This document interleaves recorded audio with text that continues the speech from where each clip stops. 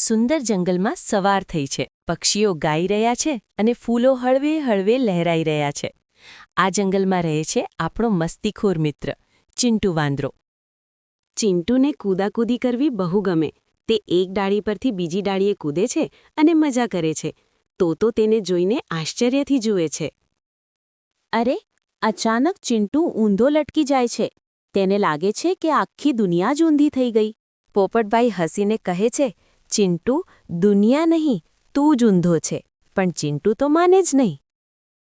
એટલામાં નાના હાથીભાઈ ત્યાં આવે છે.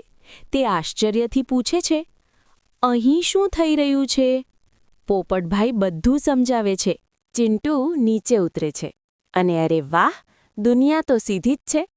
હવે તેને સમજાય છે કે ભૂલ દુનિયામાં નહોતી, ભૂલ તો તેની હતી.